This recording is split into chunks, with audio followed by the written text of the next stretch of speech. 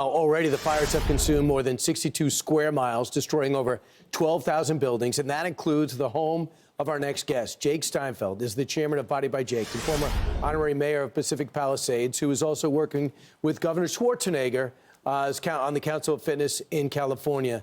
So, Jake, clearly Pacific Palisades, you knew your chances were slim that your house would survive. What happened? Well, first of all, Brian, it's great to be here. You know, I've been a friend of Fox and Friends, man, since the year 2000. You guys have always been great to me. The audience is awesome. I'm sitting here today not for a pity party that I lost my home. I mean, it's incredible, so surreal. I can't tell you. I'm so thankful for my wife, Tracy. My daughter, Morgan, flew in from London for my wife's birthday on Friday. Surprise. It's been unbelievably surreal, and that's just the word. But to say and to hear what I'm hearing is unconscionable, very honestly. And I want to first say this. This is not about red or blue. As you know me, this is about the red, white, and blue. This is why I'm very excited about this new administration coming in, where guys like President Trump are going to take action, and this is what we need to see. Boots on the ground. We can't have this again. We don't live in a third world country. To understand that whether water was depleted, whether there was no power to get the water out of the hoses, the first responders, the fire department, are men and women in service. I take my caps off to them. People are despondent. Look, there's been hurricanes and all kinds of catastrophes that we've all lived through. I'm one of them now who's living through it.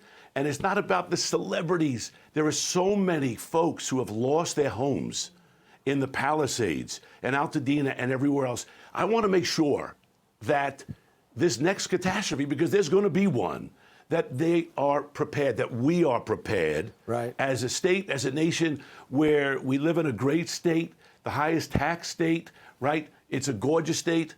And the bottom line is we need great leadership. And I just want to say, Brian, no, I've known you, Ducey and the gang for so long, and the audience for so long. It really is exciting for me. Look, this is a brand new shirt, by the way, that I bought yesterday.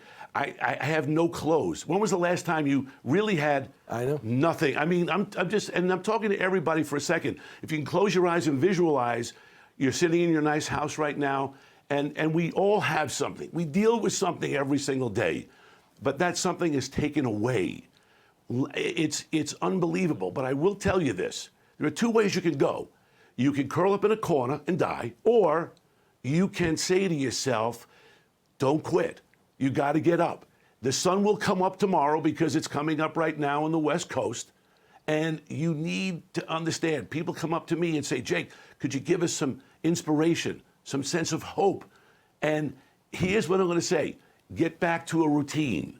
Get back to your routine. I was up this morning. Get into the gym, get your body moving. Mental health is so important right now. It's the most important thing. But we want to see transparency with insurance companies. Tell us about this. So Jake, you expressed to me that it's agonizing to see governor and president not on the same page, and you have a message for the president. I just want to say this, Brian. I know the president watches your show, and I just want to say, look, President Trump, with two guys from the neighborhood, I'm going to invite you to the Palisades and let's walk the neighborhood. Let's take a walk in the neighborhood, meet the people, shake the hands. I think people will be very excited and very optimistic and know that something is going to get done. This is not the red or the blue. This is about the red, white, and blue. And I'm confident that when we take that nice walk, we have a lot to talk about. We're two business guys, and we can make change because we're going to rebuild. The Palisades is going to rebuild. I want to make sure that this next catastrophe, wherever it may be, is not going to be what we have gone through here. And this is not about, like I said, I lost my home. It's the strangest thing to even talk about. But we are going to rebuild.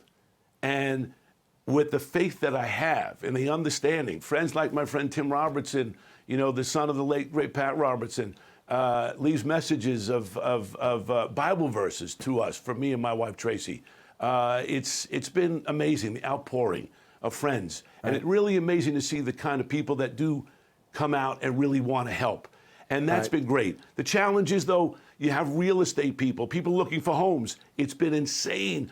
Prices are being jacked up. Mr. President, let's do this. Come on out. We take a walk in the neighborhood, and I guarantee you things are going to get done. And the future Secretary of the Interior, Doug Burgum, is your friend, and maybe the three of you can get stuff done there. And maybe That would one be day great. You'll run for governor yourself, Jake. Thanks so much. Something that I'm considering, baby. You should do it. I know Arnold wanted you to do it, so hopefully you'll do it. Listen, we're going to stay in touch along the way because it's going to be a process as everybody rebuilds. Thanks so much, Jake, for sharing your story in this extremely difficult time. Thank you very much, brother. Don't quit. All right. We absolutely will not. I'm Steve Ducey. I'm Brian Kilmeade. And I'm Ainsley Earhart. And click here to subscribe to the Fox News YouTube page to catch our hottest interviews and most compelling analysis.